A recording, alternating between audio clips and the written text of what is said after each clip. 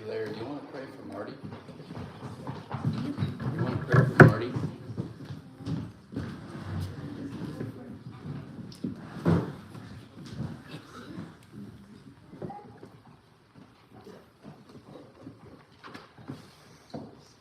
Father, we thank you for this morning.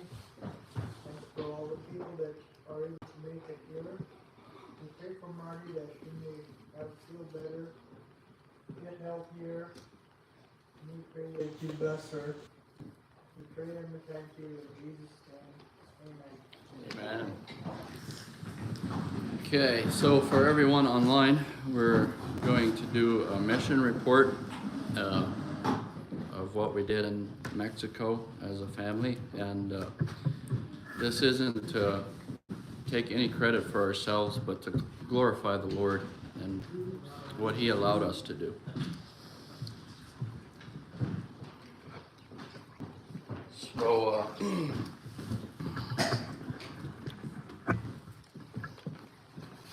the kids are going to share what they liked about the trip, and then me and Anna will take over from there.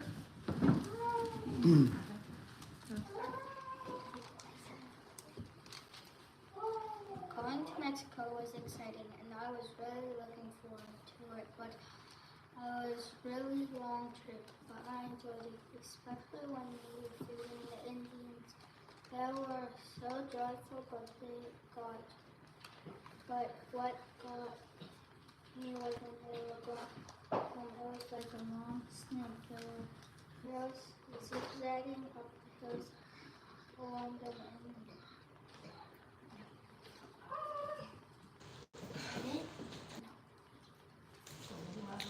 And police told us some of them had to walk 2 miles, and some of the school kids had to walk 3 days.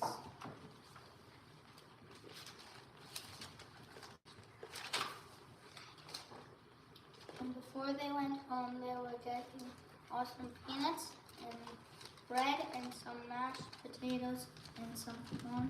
And they only ate a little bit so they would have more for later.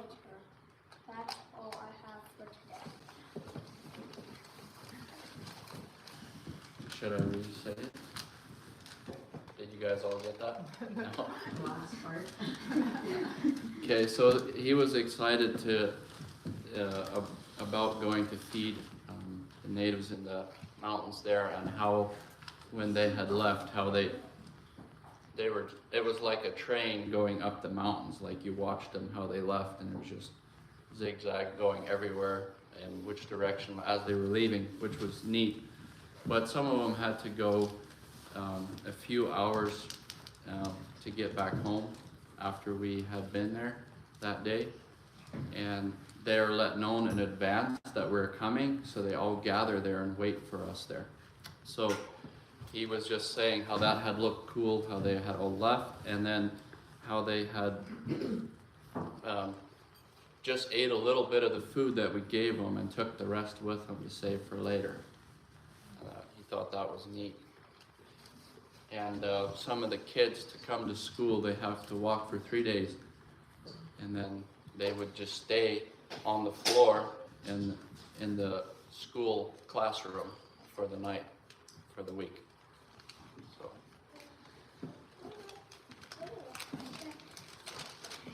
I love going to Mexico with our family. I had a great time. One of the things I liked when we were handing out food to the Indian kids, I noticed that even though they had almost nothing, they were still happy.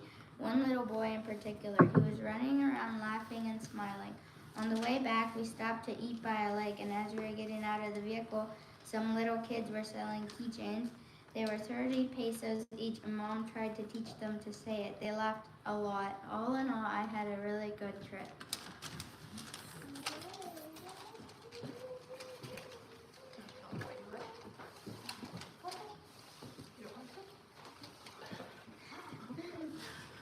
Are you sure?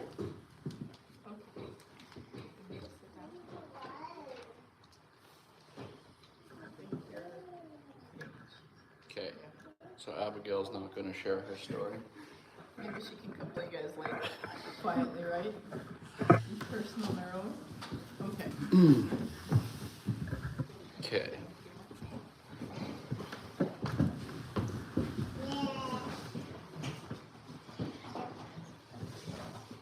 I guess you can. No, it's disconnected. Now it's back on. Well, Anna will probably share some pictures as we go, but for me and personally, I don't know if you want to share something, but for me personally, I feel that it was more for me than it was for them. I went through a fight that I can't explain. Before we left, as we were going, and even as we got there, the fight was very real. And it seemed like it didn't stop till we got there. Thing after thing kept happening. And I know in this world things happen to us, but I couldn't explain why all these things kept happening that were just so bizarre. And I kept looking up at God and like wondering, is this something that you don't want us to do? Or why does these things keep happening over and over? I had this fight in me and I couldn't get rid of it, but I felt like we should go. So I kept putting my trust in the Lord. One of the first big ones for me was there was a lot of little things happening that would just frustrate you, just wouldn't stop. And one of the big things that happened right before we left was our well went dry, and not a drop of water would come into it. It was crazy. I was trying to get water into it, and I couldn't get any water into it. Pedro came over, and we did a bunch of trying to get the mud out the bottom, clean it out. Nothing worked. And it's like one of those things, okay, if we can't get this figured out, we're not going to Mexico. There's just no way, because winter's right around the corner and the cows got to be looked after. So there again, it was like there was a battle against me, but I trusted in the Lord. I kept looking to Him to make this work. And I remember us all praying here on a Friday night for our well.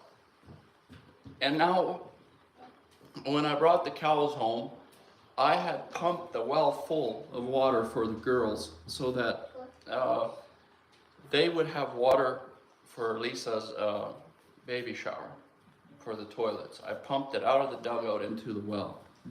And I did that a few times. And then I said to Mom, when the cows come home, I'll suck the well dry, and then I'll crawl down there and see if I can figure out what's wrong with it. And for some reason, after the cows got home, I couldn't suck it dry. I had them on the house well, and the house well would stay completely full. And it's never done that before. Every time I put the cows on there from the house well, they would suck it dry in a couple of days, and we would be out of water. And we were getting plenty of water now, even with the cows on there. I couldn't empty it. So the well was out of the picture. I just praise God for that. And then we had this intense battle. Me and Anna both, we wanted to go to the Agribition show. We couldn't make up our minds. It was like we really wanted to go, but it was like something was telling us not to go. But then finally I said, we just have to go. Like, we've been wanting to do this for a long time, let's go. So we go, and we come back, and the reason I'm sharing this is because after I realized what had happened, that fight of us going to Agribition was so intense, we came back, and that day coming back, going to Regina and back is about 6 hours of driving. Coming back, we noticed that transmission was maybe slipping, but it was very cold outside. I didn't know for sure if it was something else. We come to church the next morning. On the way home, the tranny goes out on the Suburban. And that was the week we were going to leave. So after I was working on the Suburban, I realized why we had had such a fight. If we wouldn't have went to Agribition, we would have left on our trip to Mexico and got 6 hours into the States, and our tranny would have went. So I feel God was protecting us there, but it just kept happening. All these things just kept happening. And then I get the tranny replaced right before we're going to leave. We haven't really even drove the Suburban to see if everything's working well. We went to the Pambrun play, and it seemed to be fine, but while I was working on the tranny, I had changed the spark plugs on the Suburban. It had never been done, and it was misfiring like crazy. I'm like, just new spark plugs, what's going on? Well, ended up when I got home that night, before we were going to leave the next day, I found one of the spark plugs was cracked. So I replaced it, and then it was running fine, and we leave here that weekend. I think you guys remember we left from the Quonset here. We get to the border, and the border's closed. Phone showed us the border was open. We get there, the border's closed. So we go way around. We had to go all the way close to Gull Lake and then go back towards the border and go around, come all the way back. And we were just like, what's going on? Just thing after thing after thing. Like, it was like this fight that just wouldn't end. Anyway, we get not even close to where we were wanting to go the first night. And then we stopped. The next day we take off and we get to Denver, and then we hit a massive snowstorm. We were supposed to get to Alamogordo that evening sometime, and we never ended up getting to there the next day at lunchtime. But even in the snowstorm, I kept being thankful because I seen these major accidents. I seen us even almost colliding with another vehicle, and so many vehicles in the ditch, even the next morning. Just God brought us through all of that. I was very thankful. And then the next morning we get to, you're still wondering, all the things that are happening completely different than what you want them to be happening and then you get to almost to Mexico, and you're having all these thoughts. Am I doing the right thing? Am I not? It's just crazy how big of a fight I have within me. And then I have these parts here just to show you guys. We get to Alamogordo, and the engine goes on the Suburban. So these newer vehicles have the 4-cylinder shut-off mode. These are the lifters inside the head that push your valves open and close on the exhaust and intake. So when one of these failed from 4-cylinder to 8-cylinder mode, and this thing left the valve open and the valve got hit in the motor, and it bent this push rod and bent the valve. But everything was bent perfectly out of place to touch anything. And this lifter was pushed up to where it would not touch the cam, because this is supposed to keep pressure on the lifter as it's rolling on the cam. And if it doesn't keep pressure on it, this thing will just be hitting the cam. The cam it'll come down and just keep hitting it, and it'll ruin the cam. So, something pretty major went wrong in the engine, but everything stayed right where it was supposed to for 12 hours. We drove all the way from Alamogordo to Cuauhtemoc that day yet. And I stopped in Alamogordo trying to get help, and the expenses were, right away, they were talking like, for me, $6,000 Canadian and a week's wait.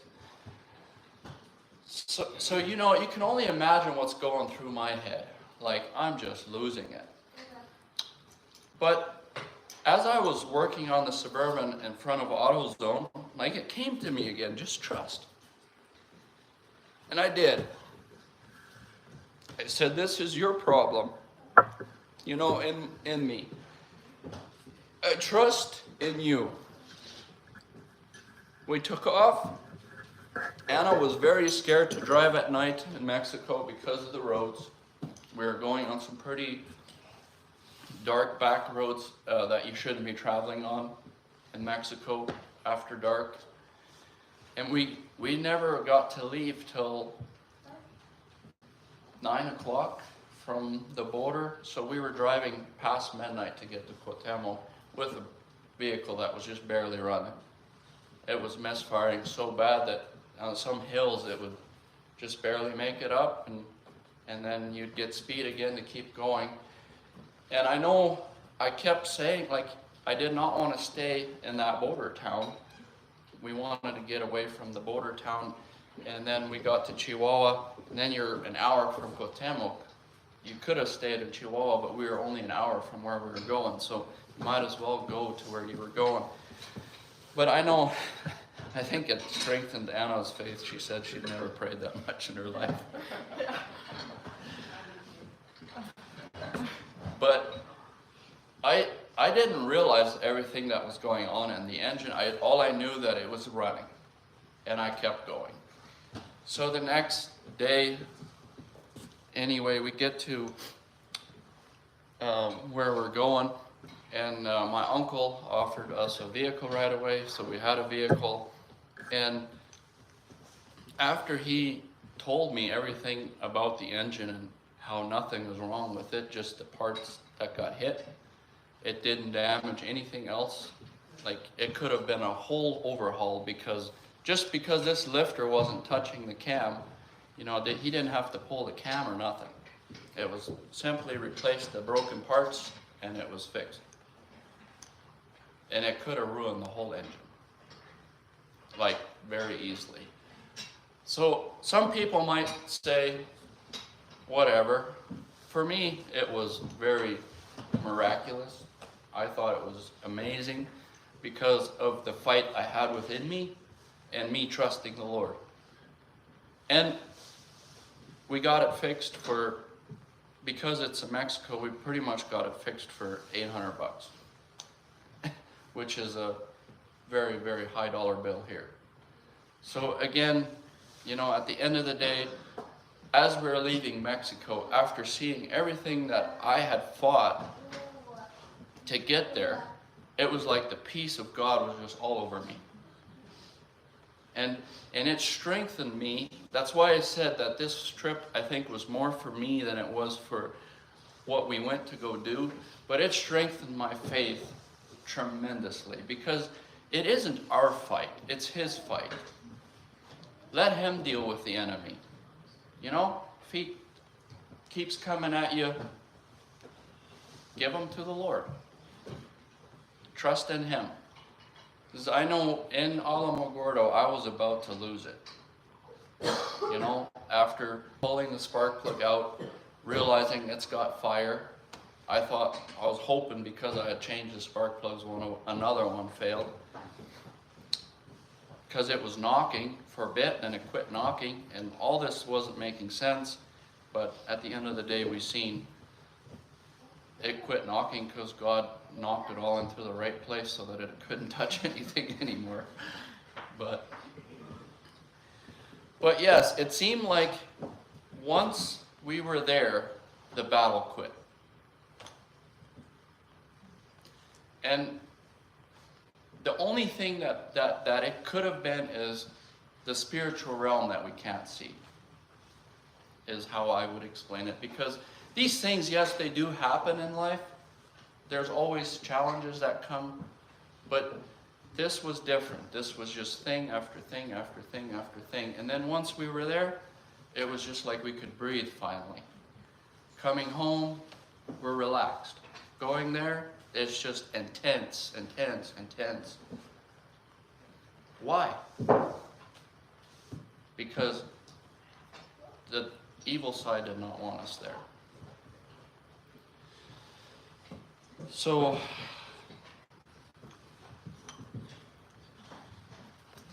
You said it. you don't have anything to say to that? No. You said it. But anyway, as we get there, we started,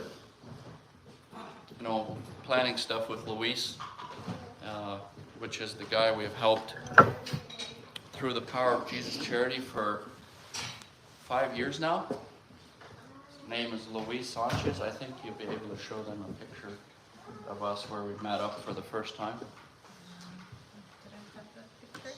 I don't think I have that picture. You don't?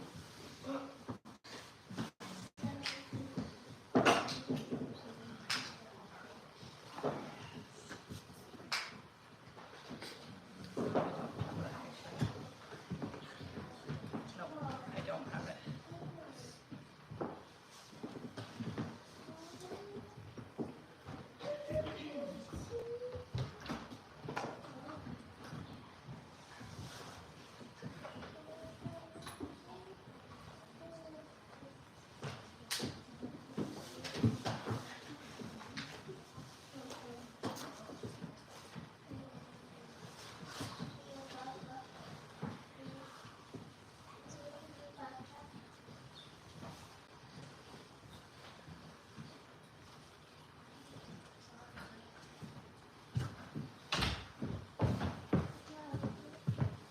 Did you want me to start the picture? Because it's just a video, it'll just play all of them. All of it? Yeah. Okay. Do you want me to do that or? Sure.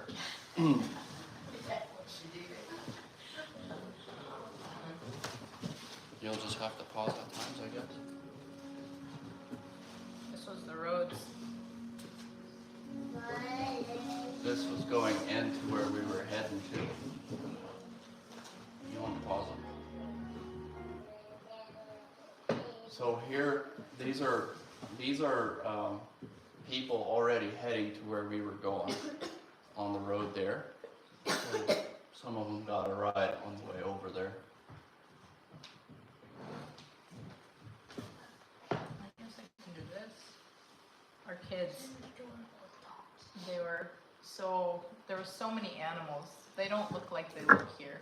Animals that look bad here would compared to the ones over there would look good. Like if we brought a skinny animal from here over there, it just doesn't even compare. You want me to keep playing now? You can just keep scrolling. Here we're unloading when we got to the mountains. I was very thankful. My mom and my brother got to come with us. My brother speaks Spanish, so that made it a whole lot easier for us. And it was something good for my mom. My mom felt really good being able to do this. She was so encouraged and she wanted to keep doing things like this. There's Louise. Did you not have any pictures of us getting stuff ready the day before? You didn't send those to me. Okay. So the day before we left, Anna's mom had this idea of making bags for all the children over there, so that was kind of her mission. We helped her get everything ready the night before, and packed a bunch of baggies for went shopping and packed a bunch of bags. You'll see us handing them out yet. There's all the kids ready. Can you play that? Well, this is just part of the video. Oh. This was their tiny kitchen. It's really tiny, but that's where the kids, their school kitchen, where they get their food and where they have everything. Like what you see is pretty much what's there. Yeah, this is the school that Luis has in the mountains there for the kids. And they get taught the gospel there. Everything's biblical principals in school. And what would Keenale be in English? You guys know what quenelle are? Quenelle in English? Oh, no, not the star. Cloves. Okay, so the ham, I had never seen that. It was covered in cloves, completely full of cloves. I mean, cloves. Okay. That's very strong. Uh-huh. And then, and pineapple. Pineapple and cloves. Yeah.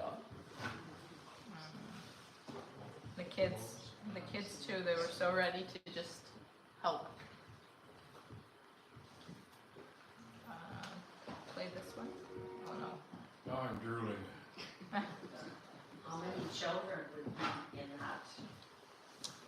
There for everybody for all of them? I think right here there was about 50-ish. We made 75 bags, right? And there were 70, and there were 5 bags left over. Yeah. 65 kids. And that was like each baby, everybody. Yeah, the little babies and everybody got a little baggie, like a treat bag with a little bit of stuff in it. So if they couldn't stay there, is there somebody living there? There's just, I don't know if they got a picture of her, We but there's, didn't get a picture of her. there's one teacher that runs this school. She does everything. And like she literally got paid like Very, $60 a month, I think it was. like Canadian, it would be that much. It wouldn't even be that. It would be like not even $50 Canadian. I think he said 600 pesos a month. And she took care of like the kitchen and feeding the kids, and so that's what we do, like through the Power of Jesus Charity. We send money to this place all the time so that they have food there. And he has like the kitchen, only she has access to it, so it's locked up. Nobody can go in there besides her, and she takes care of all of that. But she wouldn't have all 70 kids. No, because some of them are babies and some toddlers. But I don't know if we'll have some of the classroom pictures yet, but I don't know if you sent them to me. But there's a classroom right there. This is where we're in right here in the kitchen. And then there's a classroom there. There's another building right here, just like this one. There's another classroom there and where she lived. So, And she speaks the... Terramata. Yeah, it was very hard. Like, one thing that I really regretted was afterwards, we were trying to show the love of Jesus through what we were doing, but I wish I would have taken more effort in trying to speak to them biblically. We were so busy here that it didn't even cross my mind, but it should have. It was so hard to communicate because they can't even speak Spanish, right? So, but later I thought about it. There was a Terramata there that spoke Spanish, and Anna's brother could have translated for me, and then he could have translated to Terramata from Spanish. Would have been quite the ordeal, but could have said more things to them yet. But we're hoping that they, They felt the love of Jesus. yeah. Well, are these the family or the children that this Louise is ministering to? Mm-hmm. Yeah, Oh, good, so they are hearing. yeah, yeah. And Louise said this group that comes here, they've already, in their Terramata language, have started a Bible-based church. A lot of this Terramata background would be Catholic. Because this was only some of the people in that area, because there was lots of people sitting at their homes watching us, but they would not come because they're against what Luis is doing there. Like they were not for Christ. But slowly, he said, more and more are coming. Yeah, and that's his thing. He brings them food, he brings them clothes and blankets and stuff, and he says that's his tool to get them to come and hear the gospel. Lots of times, he says when he first started, there was very few that would come, and then more and more would start coming, and like there's even, while we were there, some of the older boys, they were just looking. You can see it in the picture up there. They're The men stay back. Like they're sitting up by the fence line. The pictures aren't very clear, but Yeah. But there was even some boys hiding behind the house, and then they kept watching us. Now, has this Louise ever been able to minister to them? The men and the boys? Probably not. No. No, they're very against what he's doing, some of them, but he says it's funny how more and more keep coming, and more keep hearing the truth. yeah. The kids will be taking the teaching home too, right? Yeah. Yeah, the kids are taking the teaching home, and it's a very critical time there right now. I believe that it has not been this dry in Mexico for this long of a period in 50 years. So there's a river that runs through right there where they did all their clothes washing, but that river is literally life for them. The water out of that river is what keeps them there. And that river just had puddles here and there. It was really dry already, and when we got about 2 hours away from here, there was natives digging holes in the river to go further down to get water. So they were running right out of water while we were there. So somebody coming in there and bringing them food and stuff was very important to them right now in this time. Handing out blankets. There's lots of peanuts, and like this is how the women there all dress. Like they have beautiful clothes. I was hoping to find a skirt like that or a dress like that yet for just. Mavis wants a yellow one like that. This one here. Yeah, they dress so, they're so beautiful and so neatly made. But, mhm. No, they won't do it by hand. Yep. Oh, I remember one they supposed to be on you? Oh, here's the school. Oh yeah. This is the classroom. This is Yeah, this is river. one of the puddles there. This is where they do their laundry. You can see up there they're starting to head home. Here are these women on the truck. They're sweeping up the beans that got spilled.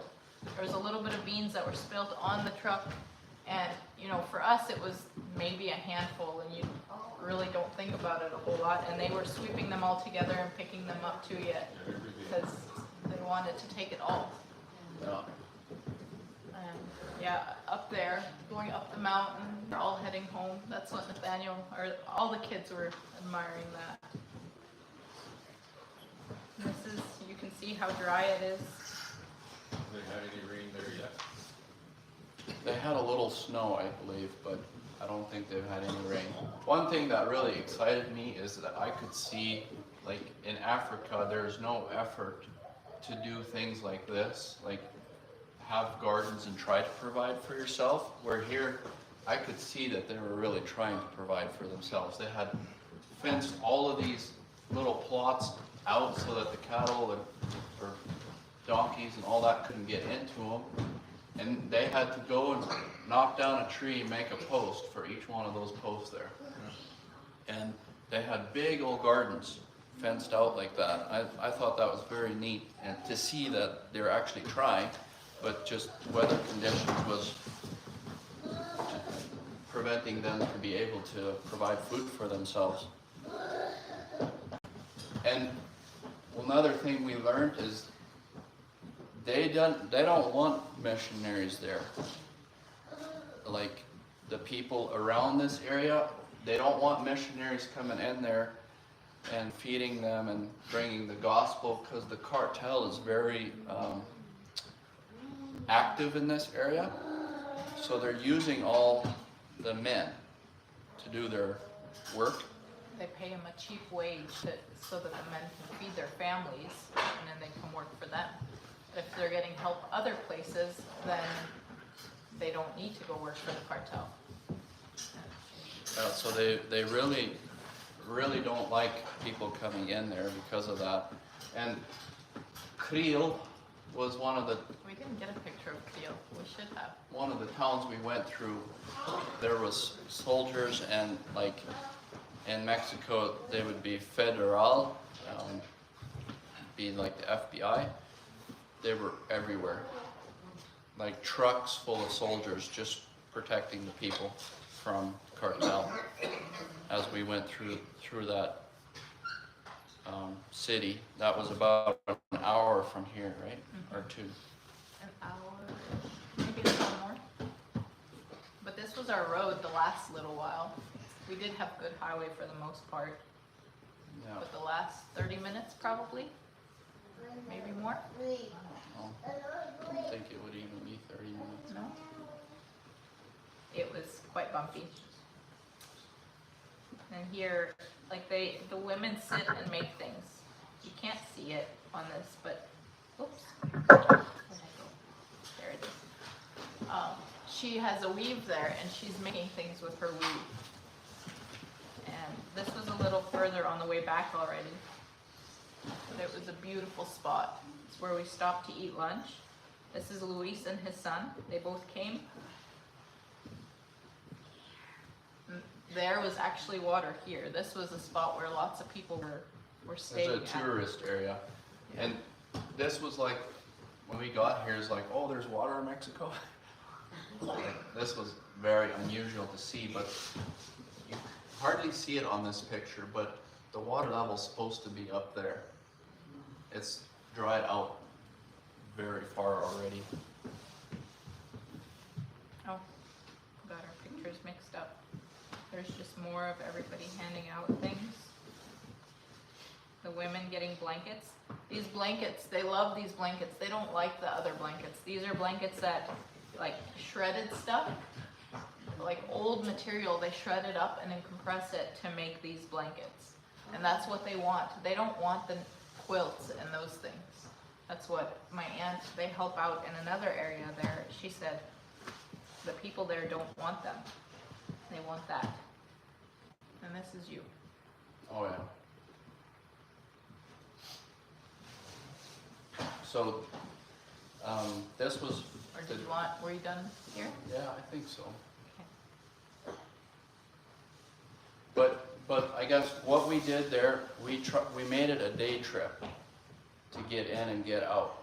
So we had a long ways to drive to get there, and then we did the food for them for lunch and handed out the gifts, and then they all started leaving, and we probably left around 2, 3 in the afternoon. We left from there to get home that day yet. So that was a day trip into the mountains to see what Luis was doing there. And then, I don't know if we'll get to that yet, but he takes care of another place in his hometown with about 50 children. Yeah, we didn't order these very well. Yeah, we're not in order very well. But this was after we got back the next day. I went to go help here. And this is a water trailer with showers in it. A portable shower station. Yeah, portable shower station.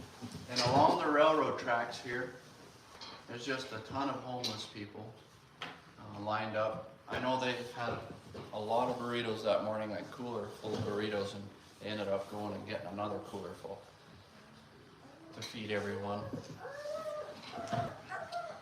So they're not very clear, but some of these guys probably haven't showered in years, literally, and they don't want to shower.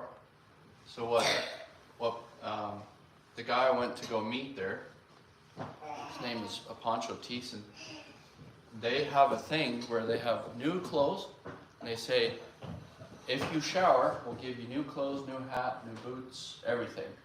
But you have to shower. And a lot of them will refuse to do it.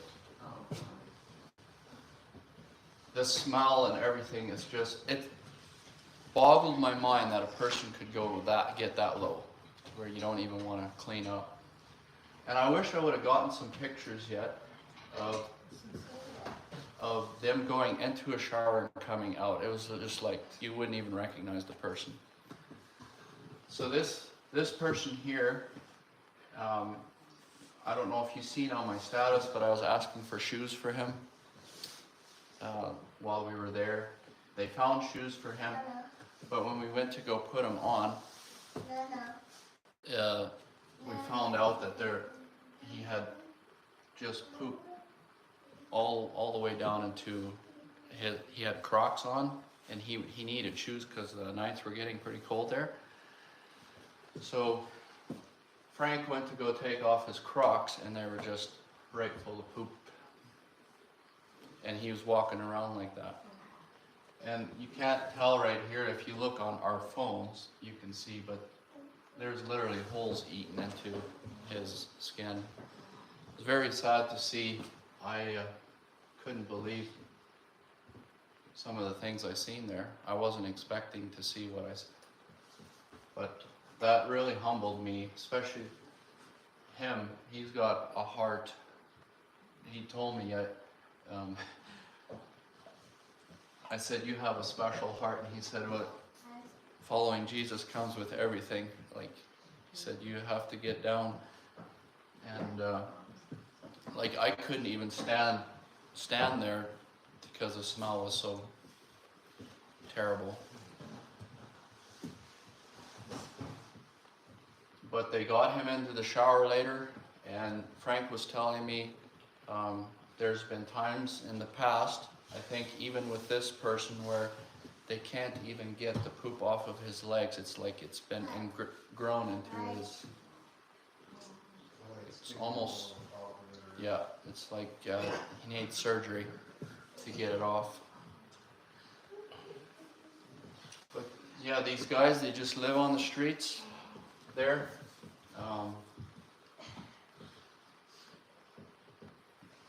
Said at night sometimes when you go out to find them, they're all like laying together to keep themselves warm, right on the middle of the road or in back alleys and stuff.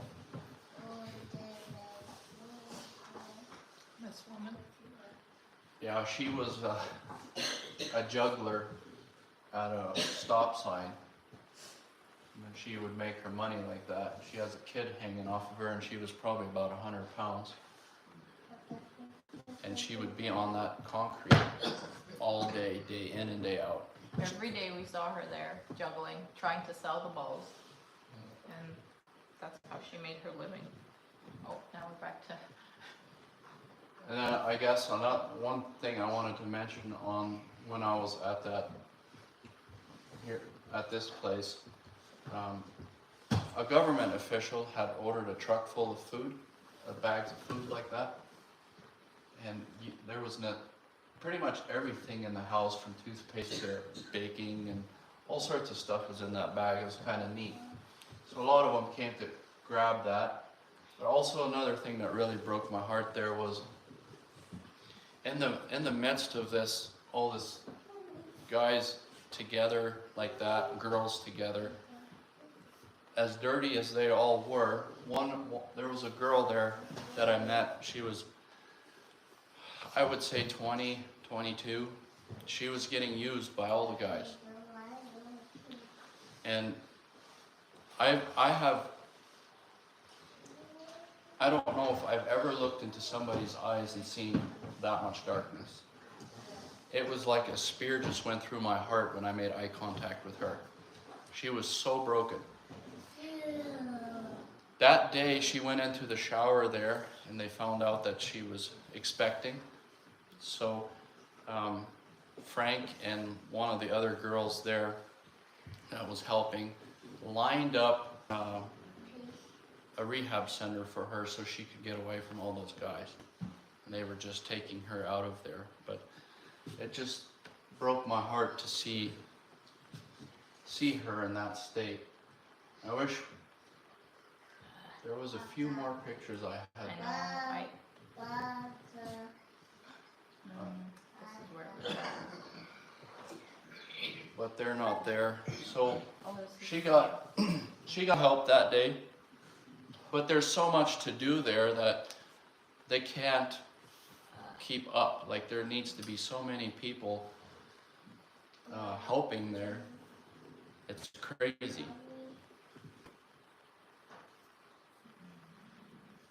I will get there. Me and technology.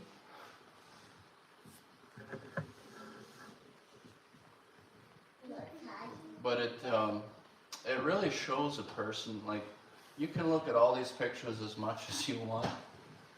Oh, there's a transport, the donkey. You've got a bunch of flour on here, and then you know those Roman noodle soups. There's a box of those on top of the flour. Nice to get a picture of. Yeah. Yep. Chevy. No, that one works. And here this morning, I don't have that, you don't have that video either, but there was a train coming. And one of these guys, like a lot of them are very intoxicated. He's working himself across the tracks there. That was a good video. I'll show that video.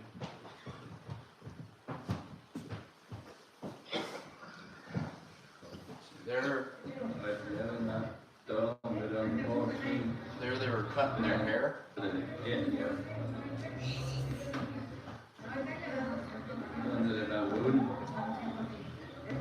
And he's preaching the gospel there. One of You the, want me to do it again? sure. One of the preachers is preaching right there, and then there they're cutting hair. And then here we were passing out the food. Anyway, a guy was walking across the railroad tracks there as the train is coming, and he literally falls down right in front of the train on the railroad tracks, and everybody starts yelling, and I mean literally a foot probably. You can see it on my video. He moves his leg out of the way as he's laying there. He really wanted to die. I don't think he even noticed what was happening till the last minute. Yeah, he was drunk. There was maybe we'll find that picture yet, but there was a guy about my age, maybe a little younger, he gave his life to Christ there that morning. And right after he did, he grabbed the Bible and he walked over to the shower station, got in line. So that was pretty amazing. I got to talk to him a little bit yet, and I'm really hoping that he can change his life. There was some, from when they had first started the shower thing, there was some already helping shower some of these guys that had first came a year ago. So that was another cool thing to see, that they were helping. Here we're going on our second thing with Louis. This is his home church. This is where they gather, just kind of like we do. Here, this is the orphanage. This is the van that the Power of Jesus Charity bought for him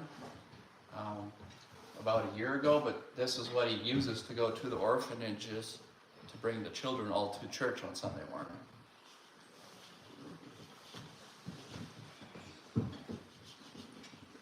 And this is right in La Junta. You know that town, Isaac?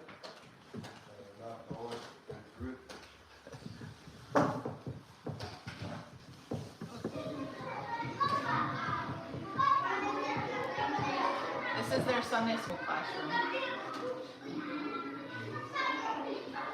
Video's too fast. Yeah. There's Here some they're of the teachers. passing out treats. Those are all kids from the orphanages, right? Yeah.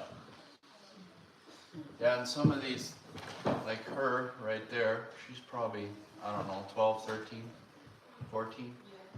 And then she's got a little baby on her.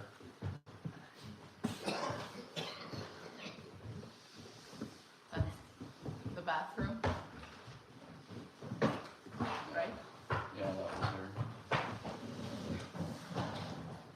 All the kids. They got their presents.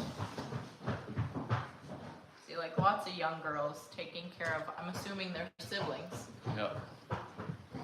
Yeah, Fully, you'll see this there's no moms constantly. and dads around.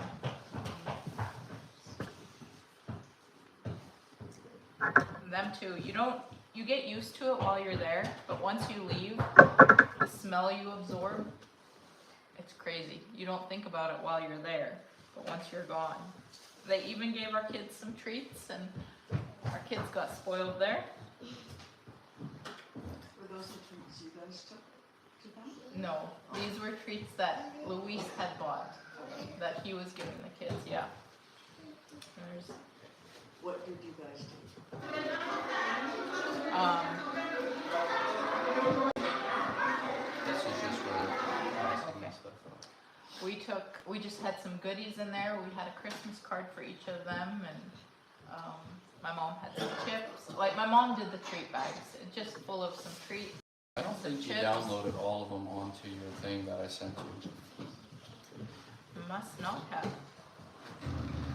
This was outside. That's the orphanage right there. We're dropping the kids off after church.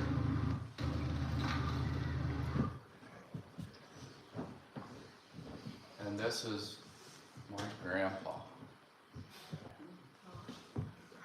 This was after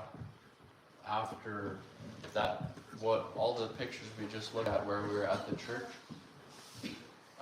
This was right after the last day we were there to This go was the home. last day, right before we left. See one of the guys that got forced out with that fire? Yep. Yeah, we were just there, and then the old folks' home that he was in, I think the third day or something. We were gonna go there that night actually, yet, and ended up going to my cousin's house, and then that all caught on fire. Huh? This is his new place that he's in. Yep. Yep. Yeah, and this gave me a lot of courage too, to hear how strong he was in his faith. Showed me a completely different perspective than I thought. But I asked him if I could share this story. He said if it glorifies Jesus and not him, he wants it shared. He about a year ago, in the hospital, his pain got so extreme that he didn't know which way to turn anymore. He said it was so extreme, he had nowhere to turn. And the doctors had been trying to figure out for quite a while already what they could give him to where he could lose his pain. And they had him on some pretty high stuff already, and they just didn't know what else to give him. And the pain levels were so extreme that he said all of a sudden he got to the point where he just couldn't take it anymore. And my mom's sister Maria was in the room with him that day, and he said, I looked at her and I asked her to come pray with me. We have to ask Jesus to help us. So they prayed together, and he said his hands went up into the air. Prayed. He said he was just praying, and the higher he lifted his hands, the better he felt. And he said he kept holding them up, I think for quite a while, the way it sounded. And he said all of a sudden the one I can't remember for sure which side came down first, but the left side came down first, and he said half of his body had no pain.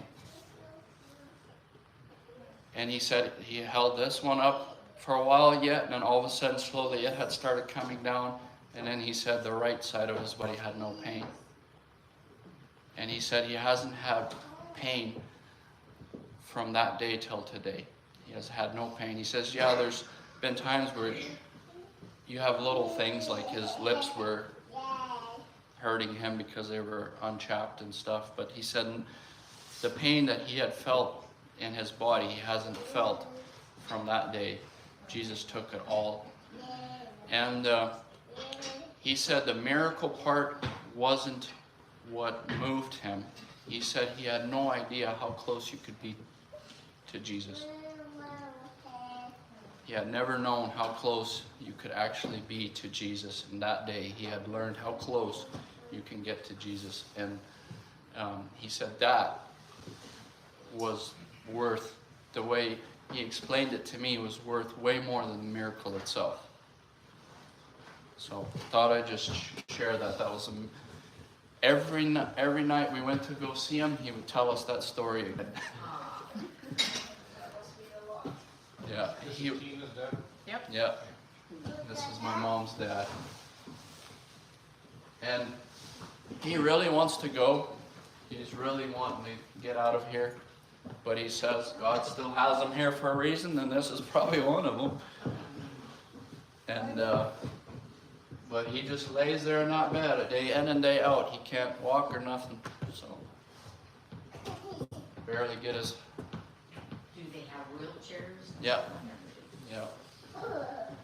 But he's happy that he wants to be here as long as God wants him here, he says.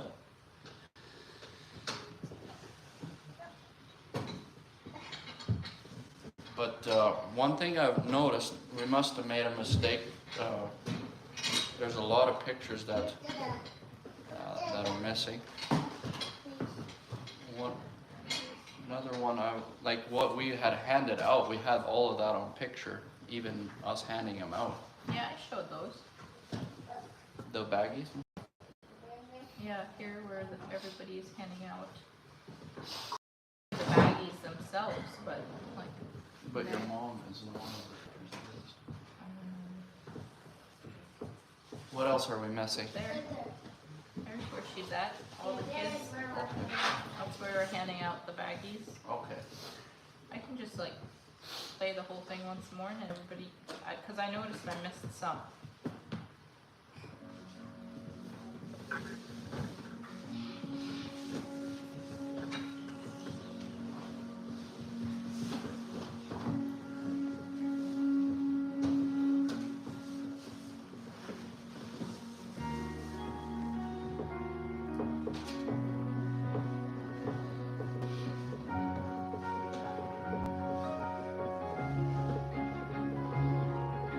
That's Louise right there.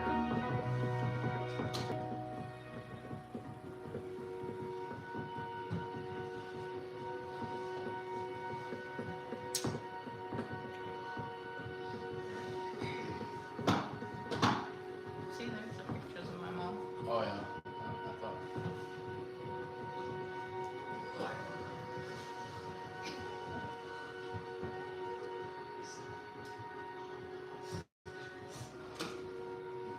We had sacks full of beans there, and then we would just give everyone like a little baggie of beans that they could take with.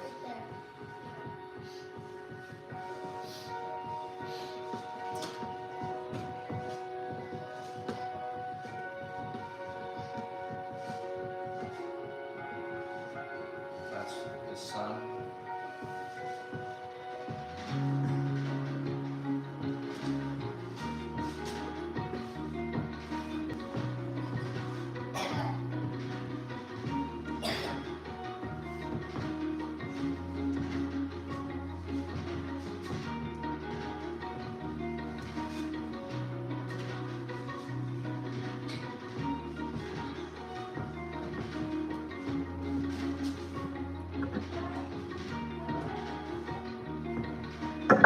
whole, another thing we missed is we were outside. They had a dinner for us there that day outside.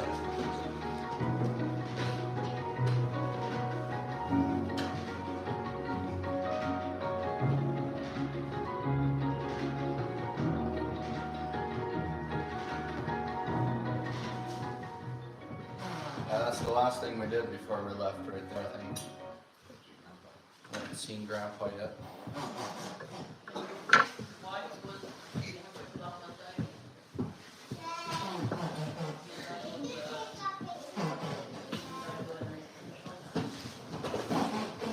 There's one video I wanted to show you guys. I think we'll call that good for. Thank you guys for watching. Where is the food?